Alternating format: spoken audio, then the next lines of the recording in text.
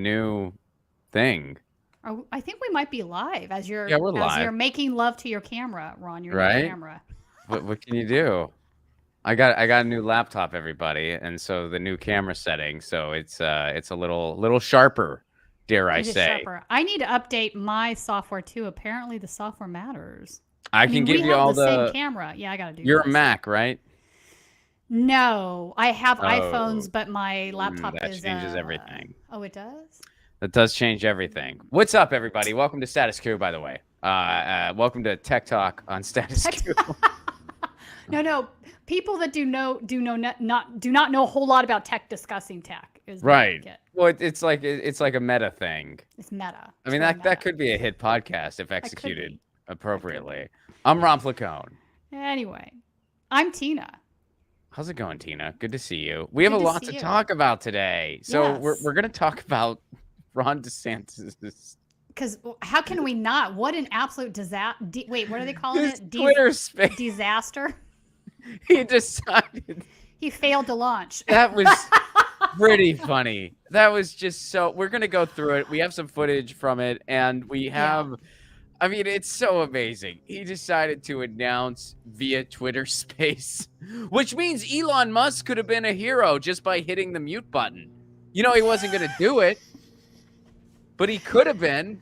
He could have My been a favorite part hero. was David Sachs cutting in and out, and then you hear Elon sighing. So we're going to play some of this in case folks didn't hear some of this. It's pretty funny. Oh yeah, we got but some Ron, stuff to play. it didn't get any better. So then after he did this nightmare launch that didn't go well tech wise, Fox News actually trolled Twitter and basically said our tech works. Come listen to him later. But then it was Trey Gowdy interviewing Ron, and man, was there was some crazy shit set. Let's just put it that way. So we're Have a gonna couple get clips into there. it, and just to preview the rest of things before we jump into DeSantis first here. Later in the show, we're gonna be talking about an FCC appointment. Biden finally proposed somebody else. We're gonna break that down because that's pretty breaking.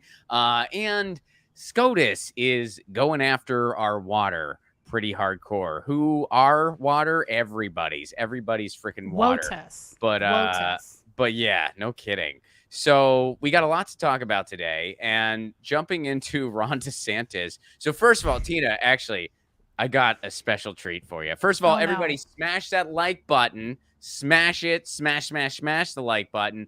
And if you are able, please consider joining Status Coup. We are amidst our membership drive, and we Yeah. already broke the 100 mark. We broke the 100 mark for May. We're at 103. Help us get to $125, y'all. Go to statuscoup.com/join.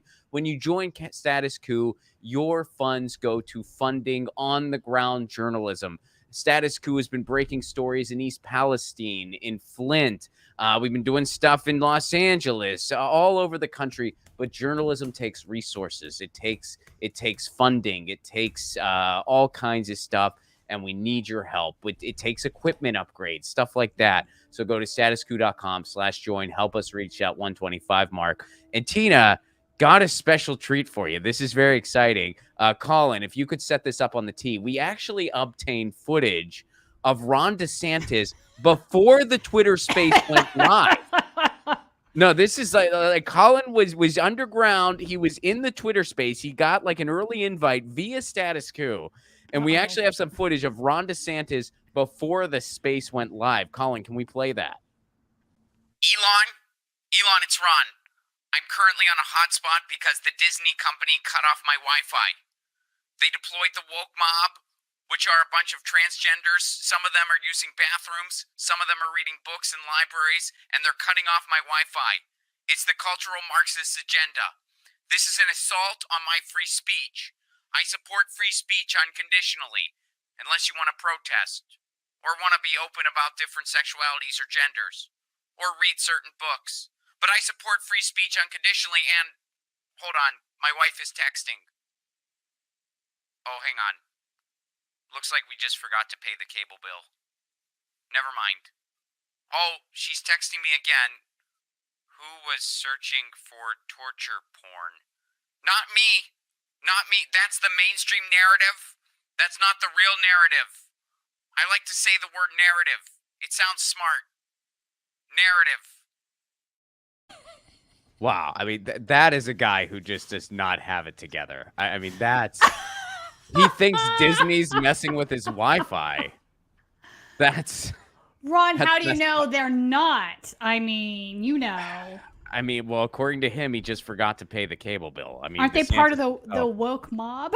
apparently, he thought the woke mob was coming after his Wi-Fi. Wow. That is not a well man. I'm That waiting is for frightening. Elon to buy all of the Disney stock so that he can take it private and implode it. Right?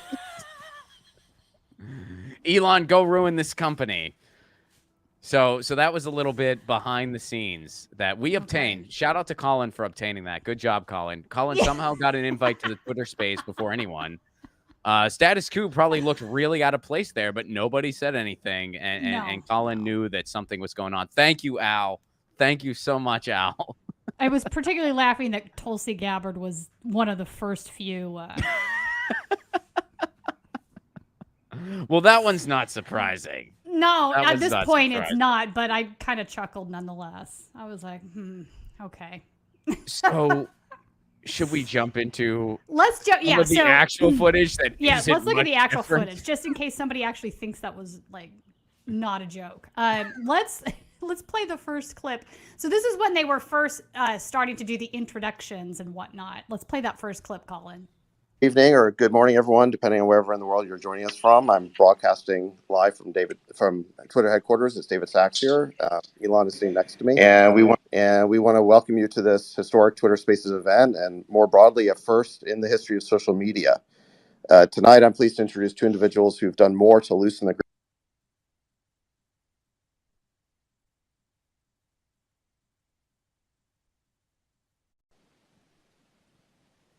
which is a good sign.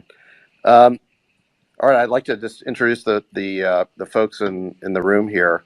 So it's safe to say we wouldn't be making history without the man sitting next to me, Elon Musk. His decision to purchase this platform last year to restore it to its original mission as a beacon for free speech, and even to expose Twitter's past complicity with a government censorship regime might have surprised many, but not those of us who've known and worked with Elon for nearly a quarter century. His commitment to freedom and his willingness to put his money where his mouth is upset the narrative control imposed on us by our government, elite institutions, and corporate media. Go ahead and send a heart up if you want to say thank you, Elon. Governor DeSantis first drew my attention and support when I saw how he responded to the COVID pandemic and refused to believe what we now know to be the many falsehoods that government experts and their media mouthpieces were feeding us. He kept Florida's schools open and its economy thriving, while my state of California chose 2 years of learning loss and lockdowns that we have yet to fully.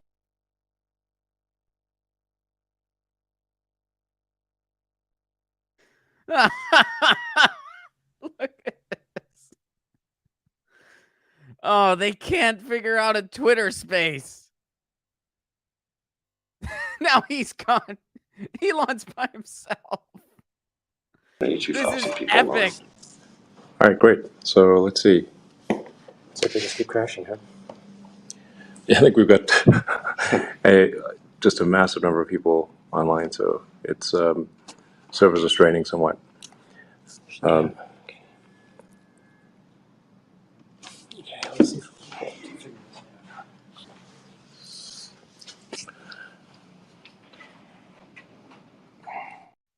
Amazing. A bunch of underwhelming white dudes not being able to coordinate a podcast. Wait, That's like half the internet. That's yeah. That is half of the internet. Do you know what's really funny about this though? This is what comes of you guys firing all your coders. This was not a large space, right? 555. I think the top was a little over 600, almost 700K. But they had Twitter Spaces previously with 3 or 4 million people in them. 3 or 4 million people. So obviously not even close to that. The problem is the tech. They gutted Twitter. They removed a lot of the back end coding. They fired the best coders that they had there. And this is what you end up with. This is freaking tech nightmare. I mean, they even lost Ron DeSantis at one point. The guy they're introducing is like, poof, gone. Are you sure that there aren't just some like heroes without capes over at Twitter that are just trying to save America? I mean, we don't know. No. I mean, that the whole thing is just freaking hilarious. No, it's like, fucking hilarious. Like, it's just so. I mean, it's also beyond frightening because Ron DeSantis, I mean, we're going to get into some of the ridiculous effed up stuff he said.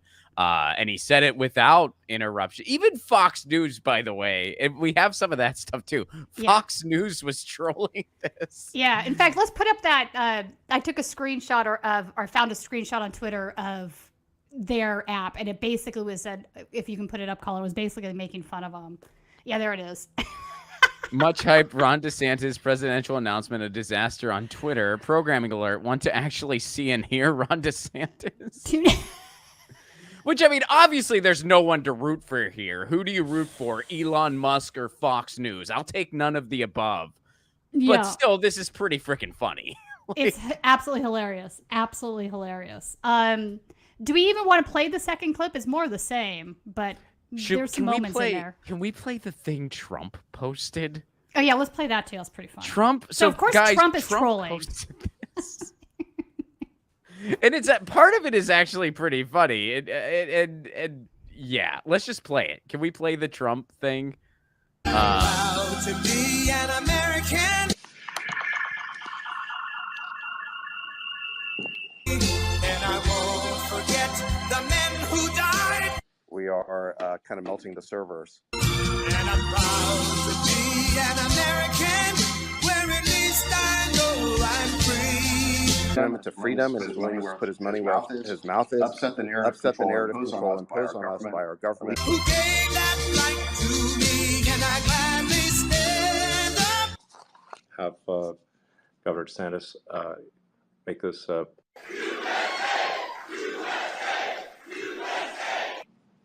just trying to get it going. Do we have the other? So, Colin, there's another. It's a fake Twitter Space thing that Trump posted on his Instagram. Yeah, you know what? He stole that from another comedian that oh yeah. A comic made it. Yeah. Trump didn't make it, but Trump did post it on his Instagram. He did. I saw it yesterday. I don't know if I included it in the links. I could find no, it. It's in one of the threads that you sent. It's in it is? Okay. Colin, it's in the here, let me see here. Some of the chief chimpanzee Twitter thread. Oh, that's yes, okay. It's in there, Colin, if you have it. If not, we can just like move on, but it is pretty funny. And Trump posted that. Oh, there it is. Do you see it? Yeah, no, here, scroll down. That's not the one I was talking about, but that one's pretty funny too. Here, go to that. Oh, that's it? No, there's something else. There was another thread. I know it was in... It was like your fake Twitter Space, but it had Hitler in it. Hitler's in it, and who else was in it? The FBI. Dick Cheney's in it. The FBI's in it. Oh, there it is. Yeah. Play this. So funny. So funny. Can we play it? We almost had it. On it. We almost had it. Hang on. Calling on the ones and twos, ladies and gentlemen. Can you hear me now? Can I please make my... There we go. Hi, everyone. Welcome to our Ron DeSantis Twitter Space. Hello? Is my microphone working correctly? George, can you just wait while we... Hello? Can you hear me? We can all hear you, George. Can you just hold on for a second? Hilfa, I don't think they can hear me. I can hear you fine, George. Just speak to the I don't think George knows how to use Twitter. Hello? Can you hear me now? Can I please make my big announcement now? Everyone just... Hello? Just shut up, George. Can somebody just mute George? Dick, could you try not to cough on the... Okay, so how are we going to take out Trump, you guys? Guys from the FBI, this is not a private call. This is a public Twitter space. Everyone can listen in. God damn it. Anyway, guys, we invited everyone to this this Twitter space, so Governor Ron DeSantis could... Everyone just shut the hell up so I can make my announcement, okay? You go, girl. Wait, the devil is gay? So what? Everyone in this call is gay. I happen to know every single one of you has a secret gay lover hidden in your closet. Ich kann nicht zulassen, dass die Soldaten, die für Sie verpflichtet... Guys, can we please just calm down? So anyway, guys, I just wanted to announce that I'm... Okay, I can hear the governor very well. Shut up, Would you please shut up already? I'm running for fucking president, okay? Yeah, We kind of already knew about it. know, Governor. Congratulations, Governor. Well, that concludes our Twitter space for today. Thank you to all of our... Hold your horses, Elon. The Right, real this is where it gets kind of dumb. Actually, the funniest part to me when he says FBI, this is a public Twitter space, anyone can listen in it, and the guy goes, oh, and he leaves. I thought the Dick Cheney coughing callback was pretty epic. But yeah, so Anyway. absurd. I mean, obviously that was from like a pro-Trump perspective, but still so funny. freaking goofy and funny and just wow. But yeah, so there you go. Ron DeSantis using Twitter Spaces to announce his presidential run. It was either Twitter Space or LiveJournal, and he went with Twitter Space. So then he made the rounds next to go to Fox. I do want to play a couple of clips. This is more serious, obviously, now, of the DeSantis interview with Trey Gowdy last night on Fox, because there were some crazy things that he said. The first claim that he made was that in California, that I thought was crazy, was that in California, women can have, wait for this, abortions after they've given birth, and that it's legal. Mm-hmm. So let's play that first one. So some of this is a matter of strategy. Some of it is a matter of, what could you do to be able to advance the ball forward? Clearly in California, you are going to have very, very hostile views. They want to have abortion all the way up till birth. I think they actually allow it post-birth, if you can believe that, which I think is truly horrific. All right, you... No pushback! I know, that's the thing. No pushback. Trey's just like, okay, no, Ron, you cannot have a post-birth abortion. That would not be an abortion. That would be murder, and it is 100% illegal. What are you even talking about? Yeah. What the hell? Like, I like how he just says it. He just says it, and the host is like, all right. Host doesn't push question. back at all. Host doesn't even say, hey, I'm pretty sure that's like murder. That's not a thing. Once a person is born, they're a person. They're alive. You can't, you don't get a day of grace. Like no, you don't get a moment of grace. I mean, you can't even have it. You can't even have an abortion at 9 months. So we don't even have to get into that, but this is just nonsense. He said it. It's just an absolutely deranged remark and got no pushback from it. The next clip I think is just classic Ron DeSantis. He's talking about waging a war on being woke. Wokeness is out of control. People hear words and sometimes use words like woke or culture wars. What is the role of the president in participating in culture wars? And I'll ask you specifically about education, because many conservatives think that's a state issue, but that's also a battleground for what people call woke or culture wars. As president, what role do you play? I know governor, but as president, what role would you play? Well, first of all, the woke mind virus is basically a form of cultural Marxism. At the end of the day, it's an attack on the truth. And because it's a war on truth, I think we have no choice but to wage a war on woke. So how does that work for a president? Some of it may be the bully pulpit, being willing to tell the truth and not being deluded by ideology, which we see in many aspects of our society. There are probably ways, though, that you can make a difference. Certainly when you look at ESG and some of the things that's going on with major financial institutions in corporate America, we have every right to be pushing back on that. With education, the federal government approves the accreditors for universities. There's a reason why universities are infested with things like DEI. Yeah, some of it is they may want to do that, but some of it is the accreditors tell them you have to do that. Well, as president, I'll make sure we're approving accreditors that are going to do the opposite. That are going to say, you know what, we're going to accredit you if you are a colorblind university, if you're not trying to divide people on the basis of race. So there are different tools at your disposal. It's not the same as a governor, but I think you can have an impact across a wide variety of different areas. Dude, this guy just makes up words. Like he just says stuff like cultural Marxism. What are you talking about, dude? Like cultural Marxism in his mind is just anything he doesn't like. That's just what yeah. I mean, cultural Marxism is an entirely made up thing. So 100% agree with you there. I do want to point out for people that don't know what DEI is, he used this term DEI, which is sort of taking the space of what they used to use CTR as, right? Maybe they're done with CTR and they're moving on. But DEI is diversity, equity, and inclusion, right? So he's against anything that gives inclusive rights to any sort of minority group, whether it's gay folks, trans folks, black folks, brown folks, whatever. He wants, a white nationalist country. I don't think you can derive anything other than that from his comments. Well, and he wants to dismantle all of our institutions. He wants to, and it's not like he wants to take out the rot that is ruining them. It's not like he's looking at education. He's like, okay, we need to completely redo the way we fund this and go back to the way it used to be because these predatory loans are out of control. He doesn't want to do that. He wants to make it worse. He wants to take what little fabric remains and just gut it completely and install, like, who knows what, probably some ridiculous theocratic agenda. So it's like, this guy, definitely theocratic. I mean, he's a lot of nuts. his bills are just dripping with religious beliefs and in creating, a theocracy. And a lot of these guys are openly saying that that's what they want now. So they're no longer making this pretense that, my freedom, the Gadsden flag. I mean, we all knew that was sort of performative for a hot minute there. Don't tread on me. All these guys do is tread on other people's rights if they disagree with them, right? So I think the ultimate goal here ultimately is theocracy.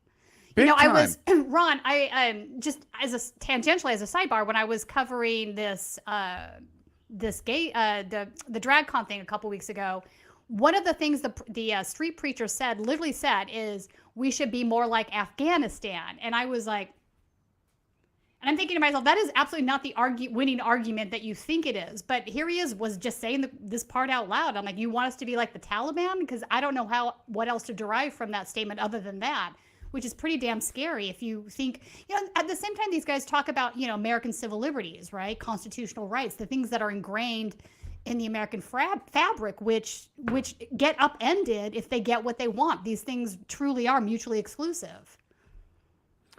I just think that this guy, and this is why I believe Ron DeSantis to be as dangerous as I do, because this is a guy, he speaks in absolutes. And he does it in a very subtle way that kind of makes him sound like he knows what he's talking about. Like he has the truth, whatever that means, in his twisted pretzel rot brain. And he speaks like the way we need to dismantle these institutions. And it's littered with dog whistles. Yes. But you gotta be listening for it. And he almost sounds reasonable to where, like the homogenous middle we'll kind of be like, well, I kind of see where he's coming from there, and blah, blah, blah. I mean, this is why this guy is so freaking dangerous. Trump lacks any subtlety whatsoever. Right. Trump has, that's why, that's why the FBI and stuff doesn't like Trump. They were worried he was going to just say the wrong thing at the wrong time, not because he cares about anything, but because he's an idiot. With DeSantis, this is a guy that knows how to package it and put a bow on the fascism. And I think he actually, worse than that, Ron, I think he actually believes this. I think deep down he truly is a Christian. Theocracy and Christianity to him, like ruling from that point of view. I think he absolutely I think he's a Nazi. I think he's a straight up Nazi. And it's a little frustrating to me because, for the past 7 years, like a lot of people, they freaking went nuts when Trump got elected. And I despise Trump as much as everyone. But there was this extreme, just all of this kind of mudslinging. And a lot of us were like, look, Trump's terrible. But just so you know, a more competent Trump is around the corner. And if we keep crying wolf, when that more competent Trump shows up, no one's going to buy it because we've been crying wolf for a long time. Well, now the chickens come to roost because guess what? That competent Trump is here and it's Ron DeSantis. But because I wonder how many people are really going to get that message because as a society, we've been crying wolf since 2016. So now that the shit that we've been warning everyone about, now it's here.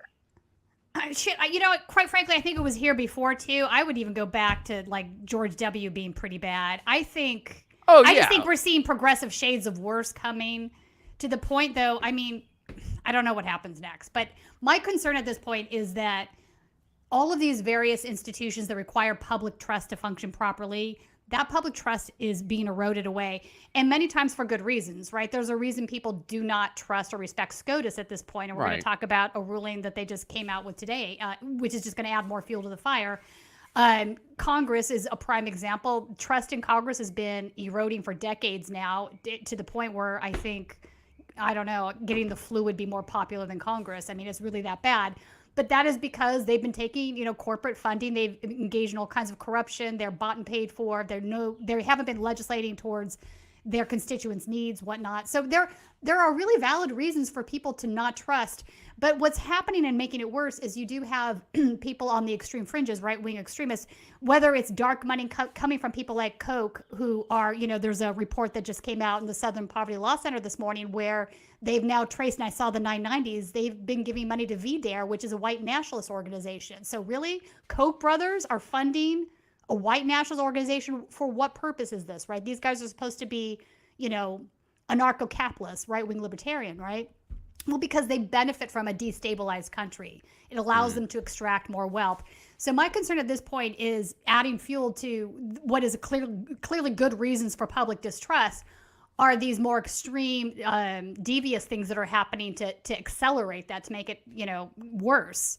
And my concern is what happens after that. So some people that are maybe cheering that on, they're like, yeah, we get to build something new. Well, I'm not convinced that if we get to build something new, it's going to be a solid democracy in the way that you folks might dream it. And I'm using this just as a generality, you folks, not any one particular group or person, because I think we're more apt to end up with a fascist kind of a DeSantis kind of a regime coming in instead, not something that's a more best democracy. Well, that's how I it worry. works historically. That's my 2 cents there. No, I'm with you. I mean, historically, that's how it works. Like you have, and look, I mean, to be clear, like everything we're suffering from right now as a society can be traced back, well, pretty much to Reagan, but like more recently, the Bush administration. I mean, the Bush administration kind of set the tone of everything we're dealing with now. Yeah. And then Obama kept it on autopilot. Trump kept it on autopilot. Biden's keeping it on autopilot.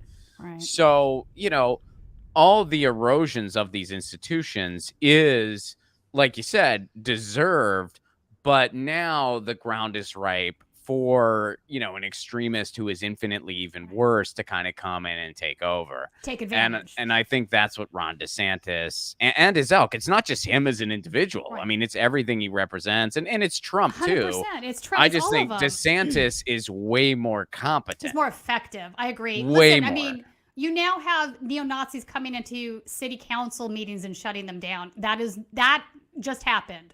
That is not some far-fetched idea that's going to happen in the future if we don't do something about what's happening right now. It is actually happening. And they're empowered right now. They are very empowered. The fact that they feel like they could walk into a city council meeting and do a bunch of Sig Heils and spew a bunch of racist crap, the fact that they feel empowered and comfortable doing that is problematic. It shows you how far the Overton window has moved. And that was always the goal of the alt-right in 2016, right?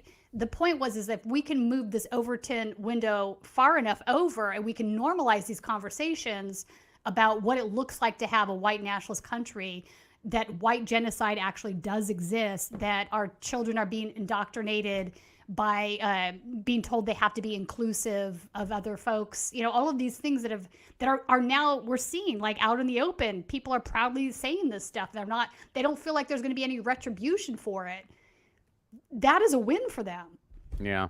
No, I'm with you. I mean, that's the contemporary moment. That is the contemporary moment, right? And then, so of course, they're going to go into their Telegram chat rooms and talk about me saying this stuff, saying like, ha, they triggered her, right? I mean, go ahead and do that. But point being, most people don't agree with these thoughts, right? They have a belief that their ideas are much more popular than they actually are. And I think partly they believe that because they live in these echo chambers. But it doesn't take a more than 10%. It doesn't take a plurality in order for destructive things to happen. And that's what I'm concerned with. Yeah. I actually want to save democracy. I actually want to grow democracy. I would like to actually see the United States, so that idea, make something of it, right? I think we could become a robust democracy. I'm not saying that would be easy and that we don't have lots of problems. We talk about these things all the time on the show, but the alternative is either we do that, right? We push forward and try to fix what's wrong and increase democracy in the country, or we end up in a very dark place. Yeah, I mean, I think that, change has to start local. And I agree. I think it really is like one neighborhood at a time. I mean, I think that's just the point we've gotten to. And with that in mind, there is the likelihood that within the next 10 years, this place could just become a decentralized wasteland. I mean, that's possible. I don't know if it'll happen, but it is possible. Are we going full Mad Max? I mean, when you think about it, I laugh, but hey, I don't know, man. I mean, in some ways, it's like this place could easily be 4 or 5 countries. Yeah, and, I mean, it's kind of just reaching its breaking point. And it's like, I mean, we're just another empire. And we're reaching, I mean, we're at about that mark where it happens. We're at about that 250-year mark. Yeah, I agree. So I don't see how anyone fancies it'll end any differently. It won't. The only thing is, like, it could morph into something way better, or it could get really freaking bad. That's where the unknowns are. That's where the unknowns are. Well, let's go to that. Do you want to go to that? Tim Scott? Yeah. Or no. Yeah, let's talk about the police just brutality briefly. guy. Yeah, that's Tim Scott. So another GOP presidential contender that just announced, I believe, last week. His name is Tim Scott. He is much less known than DeSantis is, obviously much less known than Trump is. But, he's an interesting character because, like all things in the day and age that we are in, I feel like this is just a giant grift. So I wanted to pull up the CNN article.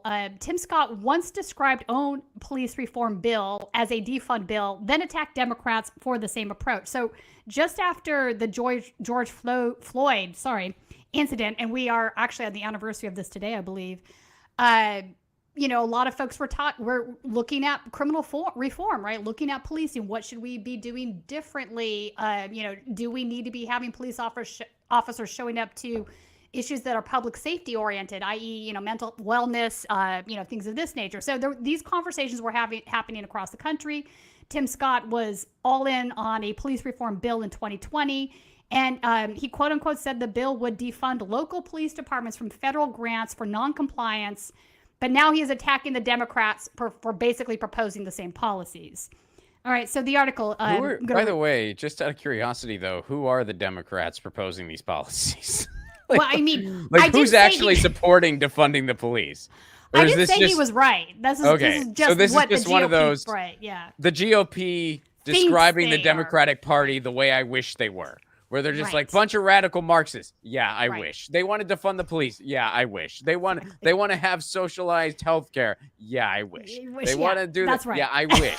I wish they wanted to do all those things. I wish. Yeah, exactly. So that's the GOP's version of what the Democrats are. That's not who they really are. So introduced in the summer of 2020, Scott's Justice Act was aimed at reforming the practices of local police departments in the aftermath of the murder of George Floyd by Minneapolis police officer Derek Chauvin. This bill, according to its text and summaries from the Congressional Research Services, in part used incentives from the federal government to force local police departments to enact change, withholding funding through 2 key programs from local police departments that did not comply with the law. Our bill says that we will defund departments if they don't ban chokeholds, Scott said in one Facebook Live in June 2020, describing one of the defunding provisions. You lose money from the federal government, he added, if departments didn't use body cameras. It's all tied to money. That's the one penalty we can actually enact on the federal level. Wait for it, and because this is like, we're getting to what Democrats really do right here. Senate Democrats blocked Scott's bill shortly after it was introduced in June 2020, saying the bill inadequately addressed reforming law enforcement and police misconduct. As Republicans took strong issue with the so-called defund the police movement, a slogan that gained popularity during the summer of 2020, in which supporters sought to redirect funds from police to other public services such as social work and mental health services, or remove police funding entirely, Scott began to use the approach he had previously advocated for to attack the Democrats. All right. I just wanted to point this out because I just thought the irony here is just amazing. Yeah. Well, and it's interesting that, I mean, of course, they're trying to, like, outdo each other as far as well, of course we're not going to change anything, which is absolutely amazing. Like so many, I would argue most people, now we probably have different ideas on what needs to be done, but most people want something to be done about this. They want something to be done about police brutality. They want something to be done about school shootings. Again, we probably don't all agree on what should be done.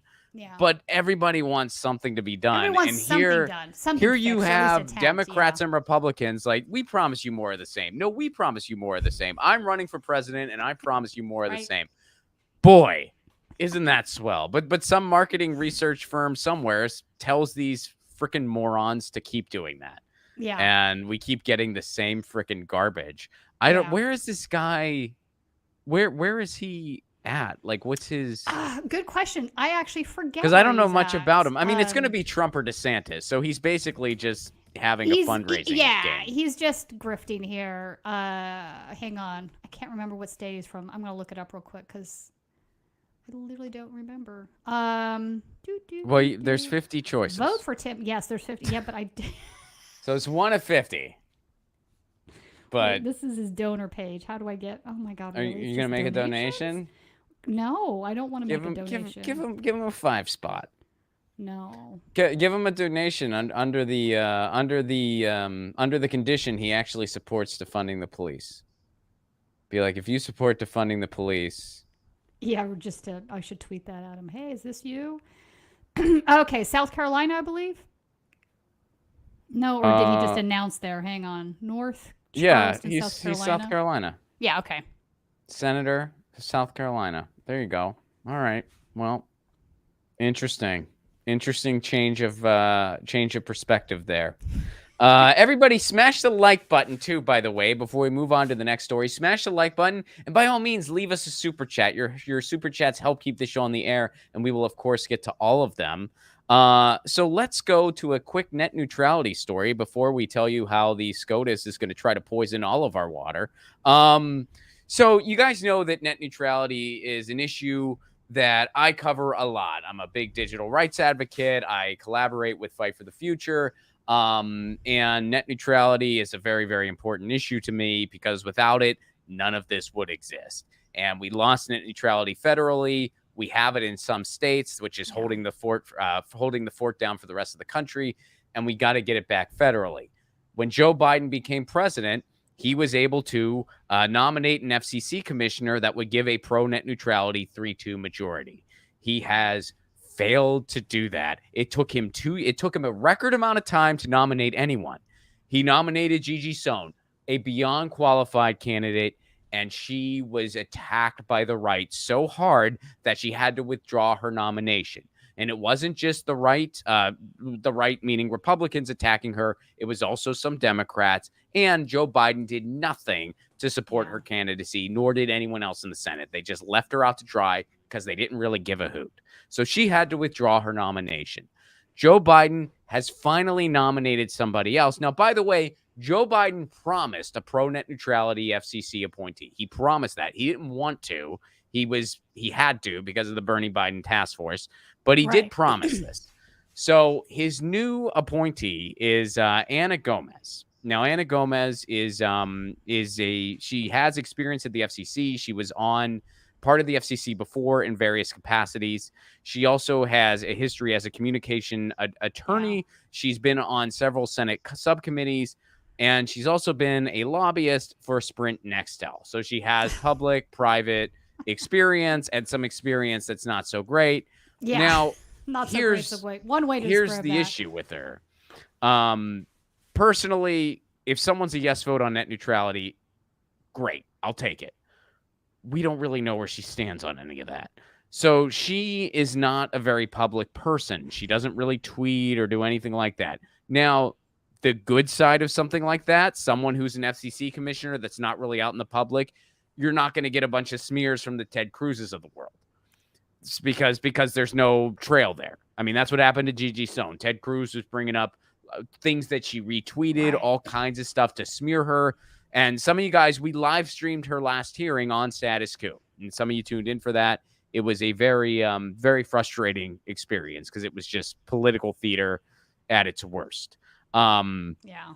And so that's cool that she's kind of out of the public spotlight. She's kind of like, hey, hands off, because that means she'll probably just kind of get through with no problem. The problem, though, is we don't really know where she stands on any of this stuff. We don't know if she's pro net neutrality or not. Like, sources closest to her say she is, and that she would be a yes vote. We don't know definitively for sure. Carl Bode has wrote about this. Colin, can you pull up that headline real quick? And there's been a couple. So this is a piece. Biden tries again, picks Anna Gomez for long empty FCC spot. This is from Tech Dirt. It's written by Carl Bode, who covers this beat a lot. And it goes on to talk about how Sohn got hung out to dry, which it was absolutely criminal what happened to her. It was beyond ridiculous. Keep scrolling down, Colin. And he goes on to talk about how the safe pick here is Anna Gomez, the arguably safer choice here, Anna Gomez. Here's the problem. Her opinions on key policy issues facing the FCC are a bit of a black box, meaning we don't know where she really stands. We don't know if she'll be a yes vote on net neutrality or not. Sources closest say she will be, but we don't know for sure. One thing we know you can do for sure, go to battleforthenet.com and demand that they reinstate net neutrality. Go to battleforthenet.com, tell President Biden we need a net neutrality champion, because that'll say, should she be appointed, that we demand that she support net neutrality. And folks, before we get to the last story, I will tell you, you can catch me live on the road. Don't miss it. You can catch me live on the road. June 16th, I'll be in Madison. June 17th, Minneapolis. June 23rd, Detroit. June 28th, Bloomington, Indiana. June 29th, Chicago. August, I'll be at the Edinburgh Fringe Festival, August 16th through 27th. And October 21st, I'll be in San Pedro, California. Tickets at romplacone.com. Folks, Status Coup folks have been at every show I've had so far this year. There's been a Status Coup crew at every show. Yeah. So Midwest, Edinburgh, I'm looking at you. Don't break the streak. Don't break the streak. I want something at every show. So all right. Are we going to water next? No, you forgot about Target. I want to talk about, okay. Let's go to Target. Target for a second. This is kind of a tricky situation for Target. And I'll tell you why in 1 second. But they have been the subject of boycott campaign because they have always supported LGBTQ rights. Each year at the time of Pride, they offer Pride collections that they sell, and usually there's a prominent display in the front of the store, right? So last year, or man, I want to say maybe actually the year before, it became a target of right-wing extremism. So folks were going into the Target stores, they were smashing up. Of right-wing. Yeah, see what I did there? I see what you did there. That was awesome. It's amazing. Target was a target. Yeah. So, you had folks going into their stores, breaking up the displays, smashing products, taking video of themselves doing this and posting it on social media, whether it's TikTok, Telegram, YouTube, Twitter, all of them. You would see these videos, and that just increased. So now they've been having threats being lobbed at their employees, at the stores and whatnot. So Target made the decision that they were going to either remove some of the merchandise or move it from the prominent display into the front, into the back. Now, obviously, anybody that has been following this is like, what are you doing putting gay folks back in the closet? You're hiding the merchandise. Why are you caving to right-wing extremists? They're bullies. They're a minority. Most people don't agree with them. This sort of thing, which I completely agree with, actually, and understand. But from the Target point of view, but basically what they're saying is that we're concerned about the well-being of our employees. We're afraid one of these guys is going to come into the store and actually harm somebody. And quite frankly, I think that's a viable concern. I can't say that that's not. Yeah, a viable concern. That's a fair concern. I don't believe them. I think they're worried it will just drive off customers. But yeah. Right, or they might lose sales. Right. But on the flip side, Ron, actually doing what they did is also going to drive off consumers, right? Consumers that are going to be angry about them taking the stance and caving to right-wing extremism, they're going to be pissed too, and they might decide not to spend dollars there. So either way, it's bad. Well, there was an act of violence recently, though, wasn't there? Like, didn't at someone? Target? Yeah. Yeah. I mean, there's this guy. So it's like, It's really frightening. I mean, it's frightening that the situation is even presenting itself, that people feel emboldened enough to just in a public space attack. Listen, I mean, that's not only attack, or maybe do a mass shooting. I mean, I think what we just saw in Allen, Texas is an example of that. Not a Target store, it was a outlet mall, but this guy was a neo-Nazi. He had swastika tattoos. He had SS lightning bolts on the other arm. His vest had a right-wing death squad patch on it. So clearly this guy was an extremist. But point being is, how many of these guys are lying in wait right now, and what is going to drive them over the edge? I would say drag queen story hours, drag shows, trans rights. These things have become really big touchstones for these guys right now. They are rallying around this issue for whatever reason. And it's scary. It is scary. Well, So I have a good friend in Atlanta. I mean, she wrote a piece just on her personal, like social media. She would take her child to drag story hours because it's a good lesson. funny, And it's a good lesson of, hey, we love you and accept you, and there's different types of people in the world, and this is all about love and acceptance and inclusion. There is nothing sexual about any of these things. The fact that these folks No, are trying absolutely to say it's not. is just batshit to me. I mean, Well, come on. I think it's them sort of they have Projecting? some maybe fetishes that they've never Right. addressed. I mean, seriously. Like You're they probably have right. You're probably I mean, because right. there's nothing sexual about it. No, there's not. unless just a person in drag triggers you sexually. And that's fine if that's the case. There's nothing wrong with that. But if you automatically go there, well, then you have some repressed stuff that Ron, you should maybe explore in a healthy way instead of projecting this onto other people. Like, Ron, what is more sexual? Cheerleaders being cheerleaders, or football players dressed up like cheerleaders being goofy?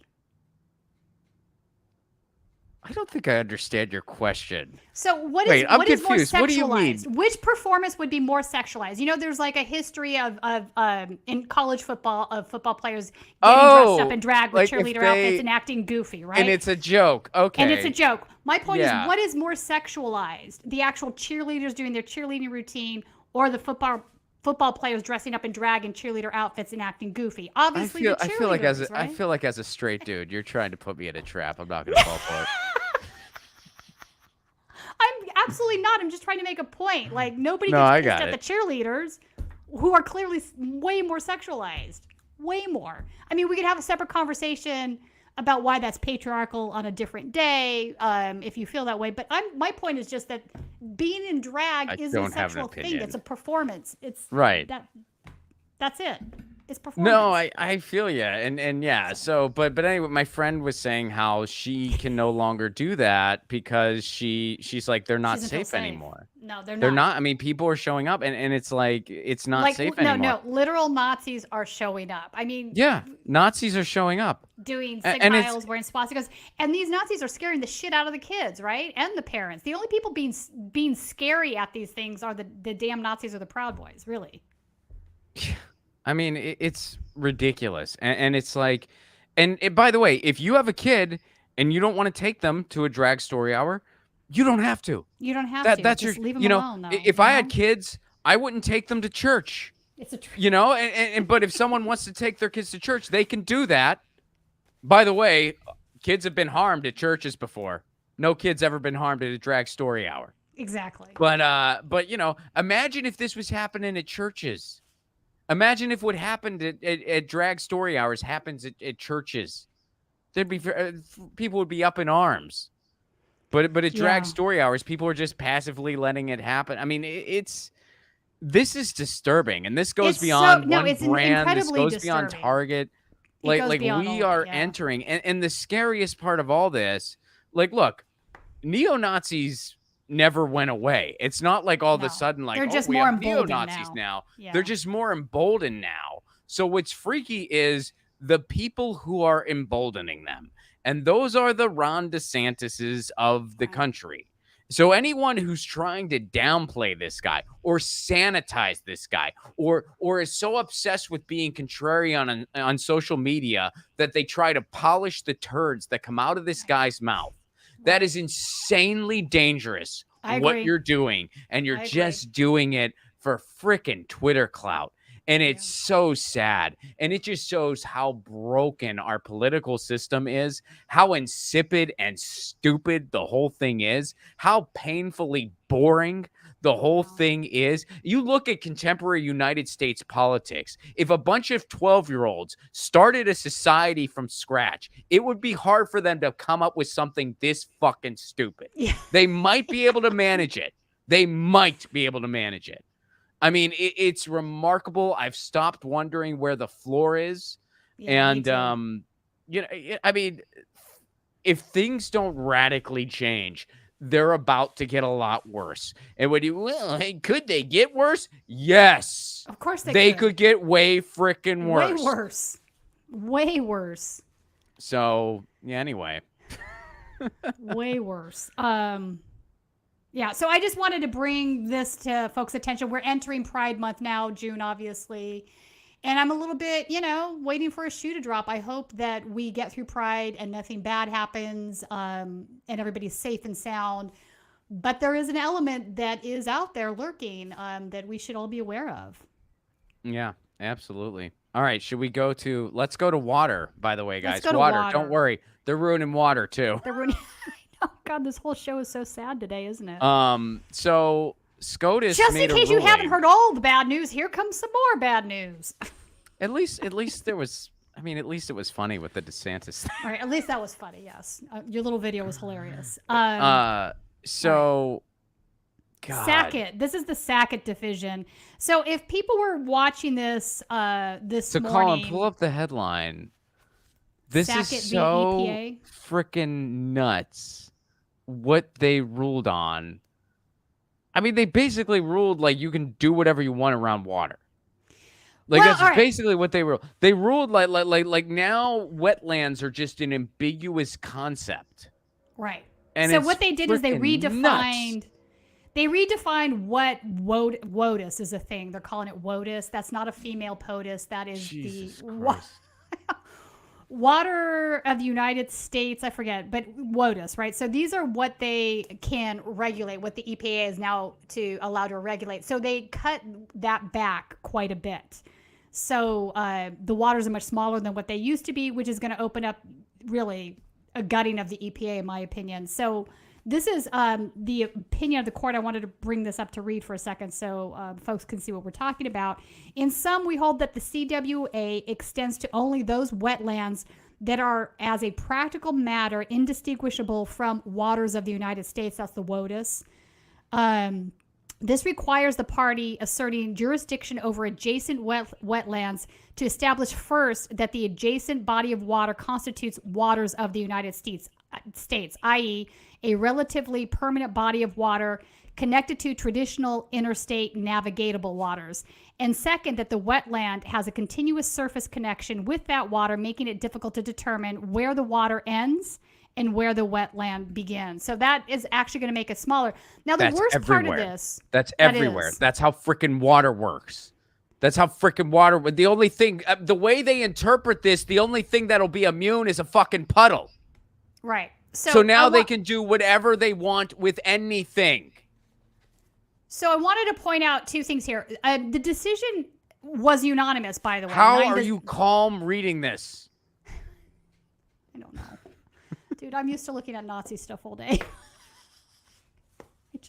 I'm a little skewed at this Do you guys realize how fucked up what Tina just read is? I just want to, I think. Well, I'm going to get to why it's even more fucked up. This was a unanimous decision, 9-0, but the opinion differed 5-4. So the conservative judges versus the more liberal judges have different reasons. So the problem is this: the Sackett opinion had to do with a personally owned private house, a house related to an EPA.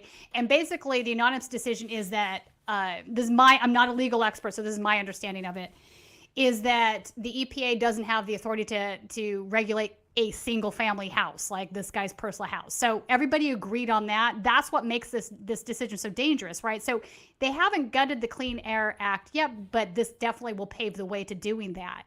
So I want to read this little tidbit from the New York Times. I think this is a good summation of it. The decision was nominally unanimous, with all of the justices agreeing that the homeowner who brought the case should not have been subject of the agency's oversight. So they all agree on that, and that is probably true. So maybe in this particular instance, the EPA overstepped its bounds, but that doesn't mean we got the EPA, right? We just kind of slap the EPA on the hand and say, no, go back to regulating corporations. You've been ignoring regulating corporations for years now. Let's focus on that, right? But there was a sharp disagreement about the majority's reasoning. So again, you've got the conservative judges as having a very different reasoning, which is giving us an eye forward into why they will probably, if given the opportunity to, gut the Clean Air Act. Which, by the way, is already an act that doesn't go near far enough. I agree. The EPA, the EPA is at best a slap on the wrist of an organization. Yeah. The fines they impose are just the cost of doing business for all these oil and gas companies who get their way constantly. And now, like, they're just making it a free for all. And, you and I both live in California. If they ever hand over our water supply, which they're scratching at the gills to do, Nestle is just waiting for a signature on the bottom line. They've been taking free water from California for years now. I think people are aware of that, right? So But it can go way further. And if it goes further to where Nestle gets the full Monty, which is what they're going after, this state's done. It's over. There will literally be people wrestling in the streets for a bottle of water. Yeah. Like, that's what will happen next. So unless you're freaking rich and you can afford a delivery every goddamn week, which there's enough people in this state that can do that, and everyone else will literally be left to rot and die. We already have areas in Northern California. Ron, there are already a couple areas in Northern California where they are getting water trucked in because they do not have clean water. We've talked about. Yeah, and eventually it's not going to go to everybody. No. That's what's going to happen. That's what I'm saying. Like it's going to get that's the direction this is all headed. And it's rulings like this. I mean, that no one legally will have your back. No, it's also the EPA has really big problems with regulatory capture, right? So as with the SEC, as with FCC, we're talking about here, now they're looking at putting a lobbyist into that position. Are you kidding me? Regulatory capture is a really big problem in the country. For folks that don't know what that reference is, it's when you hire somebody as a government watchdog to work at any of the regulatory bodies who has worked in the industry that they're regulating. It could be an executive for one of the major corporations in the industry. It could be a lobbyist that has represented their interests in Congress, whatnot. But the problem is obvious, right? So you get people that are either lobbyists or part of the corporate hierarchy into regulatory, then they let their buddies get away with murder. And also there's a quid pro quo that happens where they know that they're also going to be rehired back into the industry when they're done in their government position for even more money. So obviously, nothing's getting regulated properly because of it. Or you have cases where, like you just said, it's the cost of doing business, where these companies do something wrong. They know it's unethical. They know it's wrong. That it might even be illegal, but they made more money in that act, doing that thing, than what they were fined. The fine was so small, it was just a cost of doing business. It was worthwhile for them to do the wrong act. And in fact, that brings me to the next thing. Shell. This is a prime example. I wanted to bring this up as the Shell as an example of exactly that. So Shell agrees to pay $10 million for air pollution at massive Pennsylvania petrochemical plant. So $10 million for air pollution at a massive plant. Ron, you're from Pennsylvania. Yeah, Western Pennsylvania to be exact. So yeah, this is right where I grew up, or right around where I grew up. And so yeah, $10 million fine's nothing. It's nothing. Well, not only that, but it's also they would probably never make that in an hour. Right. But not only that, but they were also never up to code. They deliberately, because it was like right away, they were operating at a level that did not meet any of the standards, which again, the standards are so freaking lax. I did a media ecology study on the fracking industry in Pennsylvania when I was doing my master's degree out there. They committed 2,800 violations a year. All of them, and this when this comes to spills and stuff like that, most of it went not reported at all or underreported. and they were all slaps on the wrist at best. And they would just pass the buck off to whatever like third party contractor they were making. So, I mean, this is bad. And now they're pretty much ruling that like, okay, water's just up for grabs. The EPA can't really do anything about water if it connects in a certain way, which is all waterways. Anything that involves a water table falls under the way they described it. And now they're saying like, that's just whatever. Yeah. That's just, I mean, you can't really protect that. I mean, it's... No, you can't. You're basically saying the EPA doesn't have the right to regulate like the vast majority of things it does at this point. It's very dangerous. I agree. This is beyond dangerous. I mean, in this ruling, I mean, we do not have great water pretty much anywhere in this. I mean, you know, some places are better than others, and it's not like, you know, it's not like everywhere is Flint. But I mean... It's becoming problematic in many places. It's becoming worse and worse. I mean, the water in California is not great. The water, I mean, you know, like the water in Florida smells. I mean, it's like we don't have like great water systems already. We should be doing way better than we do. There's been plenty of instances where they privatized things and it's made things terrible. Worse. Flint's like one of the most glaring examples. But there's another example of that happening at a smaller level in my hometown, Pittsburgh, Pennsylvania. So, I mean, and this could get way freaking worse. Yeah. And with rulings like this, you know that policy-wise, nobody is in your corner. And the highest court in the land, the Supreme Court, is happy to just gut this because they're a bunch of theocratic lunatics. And the Supreme Court should be abolished. It shouldn't exist. It has nothing to do with upholding the law. It is just a political football. It is an absolute parody of an organization. We got to get rid of it. At the very least, they got to get rid of other federal courts. We have other federal courts. We don't need them. We have enough federal courts. They're not necessary. They just get rid of it. We'll expand it. Get rid of it. Done. Over. It's corrupt to the gills. It's beyond redemption. Get rid of it. This is why I could never run for office. I mean, I wouldn't want to. I wouldn't want to, but this is like... I see your argument. My other thought would be, in the very least, they should do away with lifetime appointments. I think that's just asking for problems. In the very least. I mean... Anyway... Sure, that'd be cool. They'll just find a younger asshole. That's all. They'll just find a younger asshole to replace the older one. That's all. Like, just get rid of it. Just it's done. Yeah. It's just over. All right. Yeah. So that's we'll keep an eye on this. But holy shit. Holy shit. That's the holy shit news. Well, I feel like every other week it's a holy shit moment with SCOTUS at this point. It's a holy shit moment in general. It's a holy shit moment when you wake up in the morning. But, all right. And by the way, another news, the California Democratic Party is having their convention this weekend here in Los Angeles. So I'm going to go. Oh, boy. I was invited to speak at the burner, like the San Gabriel Burners event on Saturday night. Oh, I don't even know about that one. I will be there. All right, well then I will go. They invited me. I was a little surprised.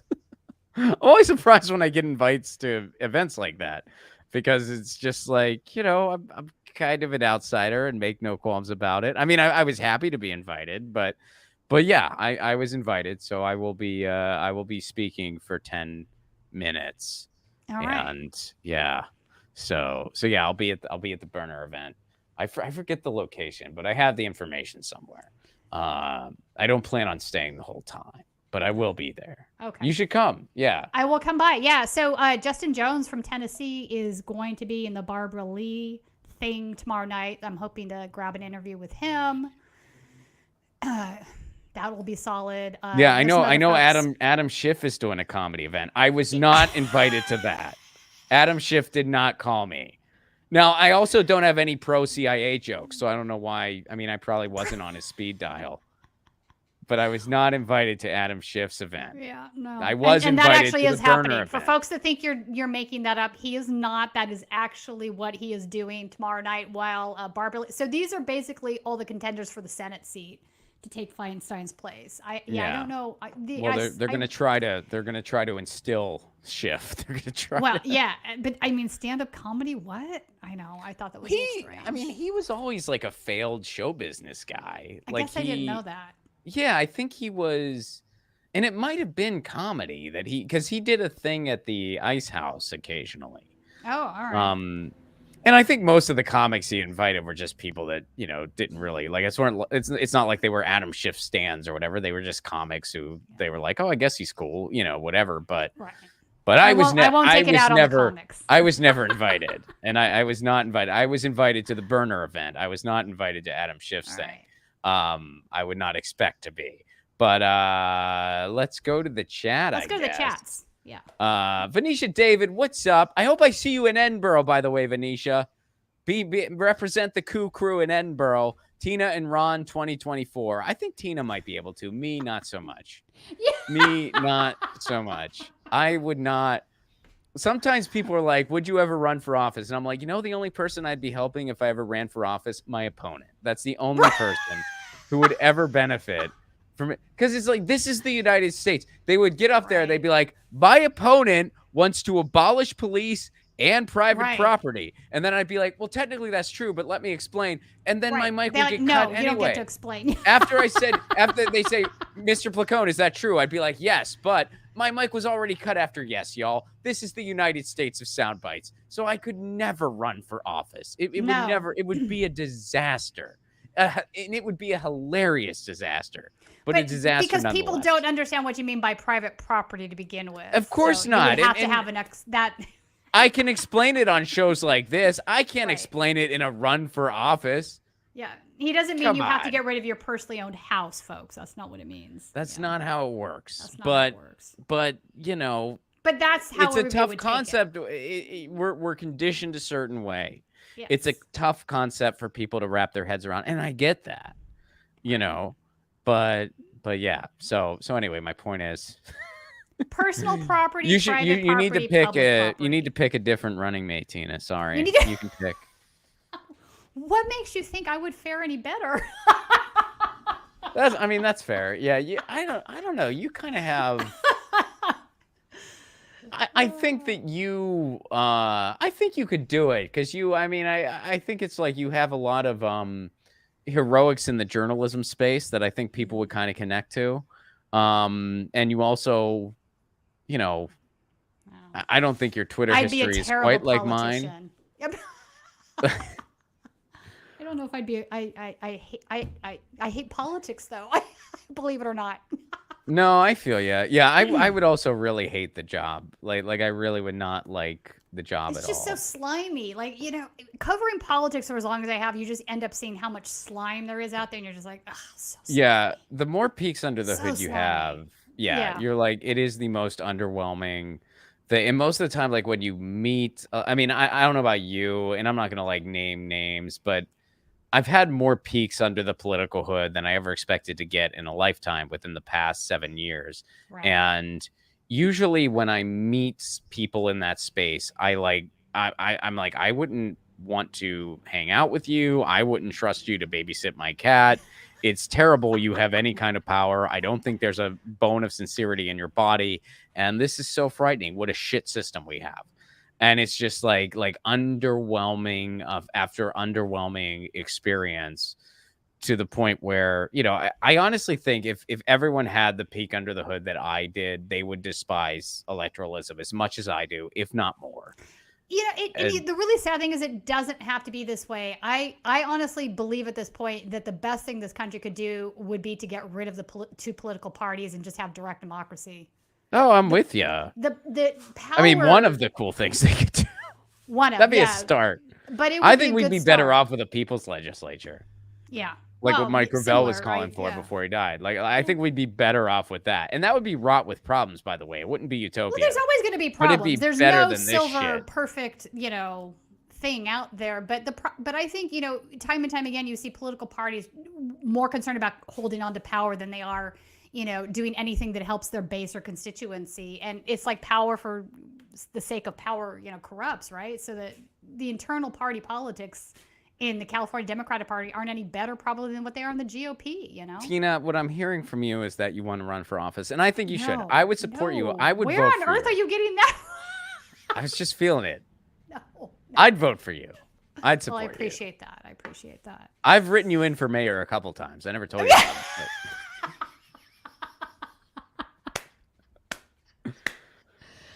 Mike Ravel. I love Mike. Mike was a great guy. Rest in power. Yeah. Yeah. He was great. Thank Glenn, you, what's Henry. up, buddy? How are you, Glenn? And yes, thank you, Venetia, for that. Glenn, how are you? Target could care less about the safety of their employees. I Right. agree. It's always More about about the money money. with these schools. I agree. They see what is happening with Bud Light and don't want the same treatment from the right-wing chuds.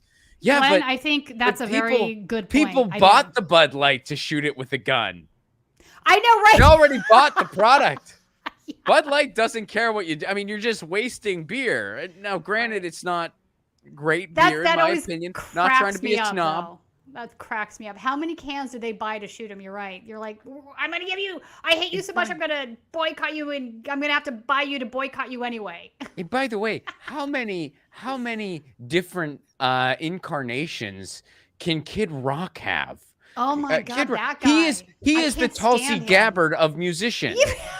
Kid Rock. So he started out, he was like a Vanilla Ice style rapper dude with the Vanilla Ice He was hair. always terrible. Then he became like a rap metal guy. Yeah. Then he became like just a hard Oh rock my guy. God, that's right. Then Didn't he do like an Aerosmith thing? Am I having a flashback? He became like just a hard rock, classic rock didn't throwback he do guy. like he did a thing with Aerosmith, right? Am I crazy? You're not thinking of Run DMC, are you? Wait, hang on. Maybe that'd be... carry on. I'm going to look it up. Yeah, look that up. I'm not sure with what you're referring to.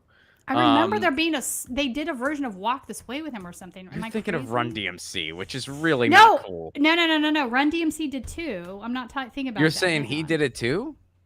Okay. Well, I'm not hip to that. No, they did. It wasn't that. It was Sweet Emotion.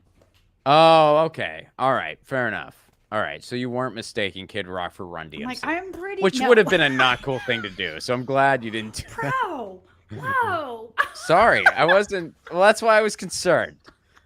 But no, so now he's freaking Southern rock, like alt-right guy. So he's had like 5 different lives. And by the way, he's a trust fund kid who grew up in the rich part of Detroit.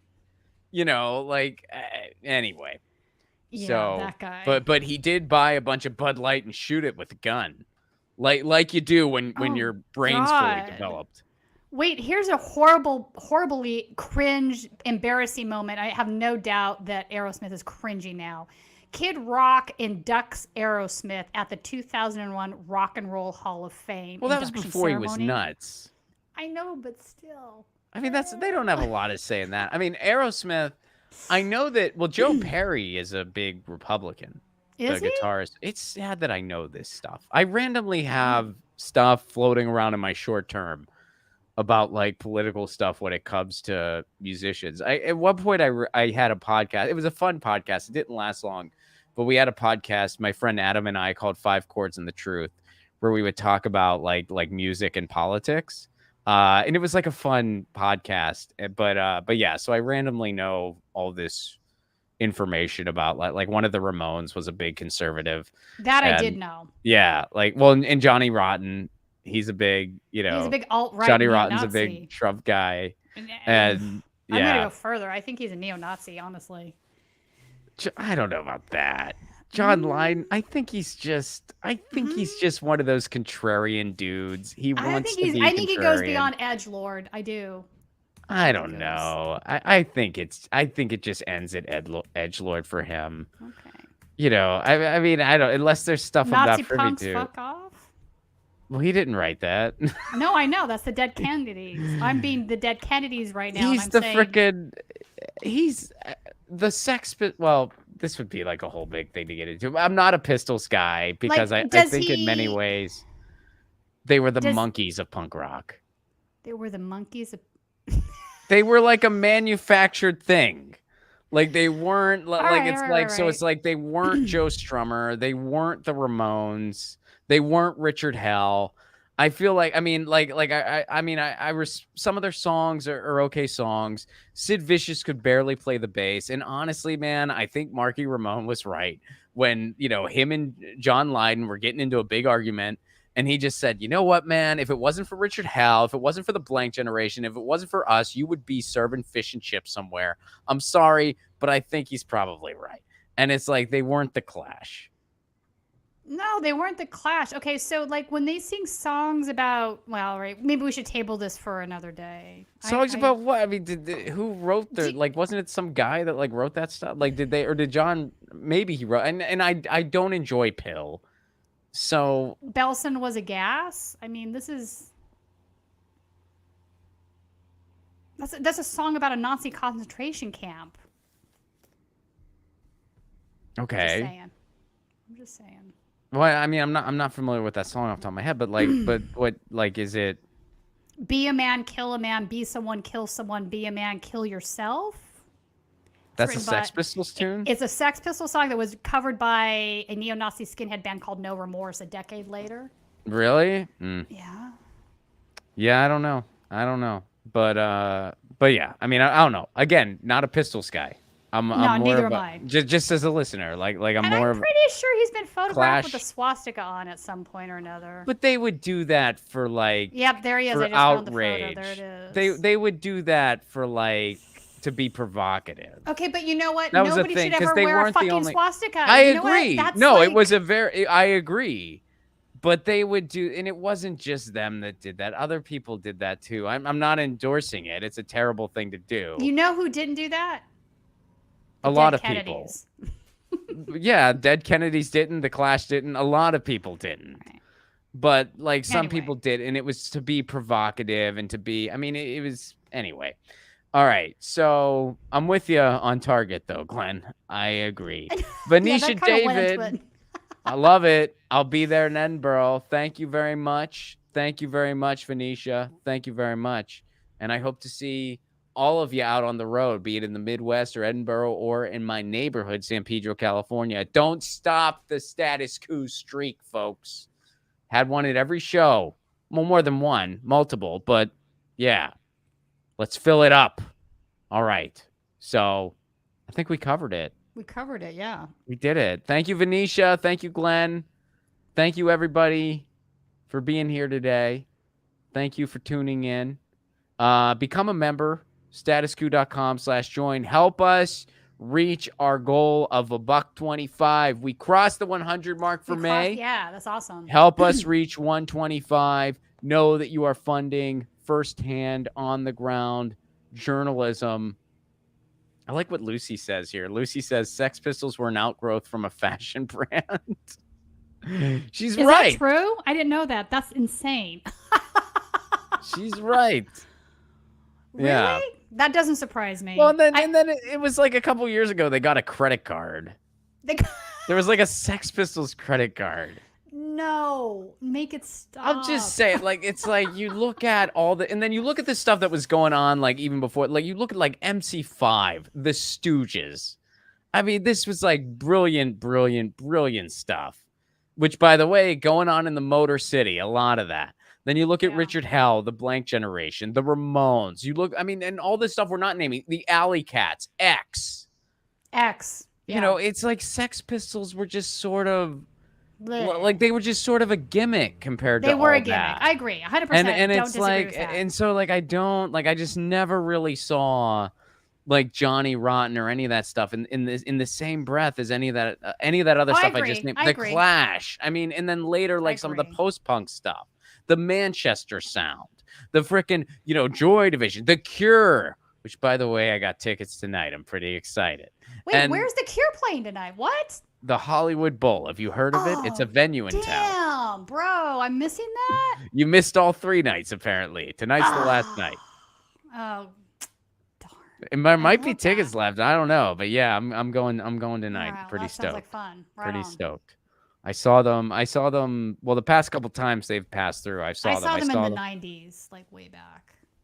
Nice. I saw them. So I've seen them a couple times over the years. My first time was when they did Curiosa in 2004. I saw them twice on that tour. Then I saw them again at some random festival in DC. Then, so recently I saw them at the Hollywood Bowl when they came through a couple years back.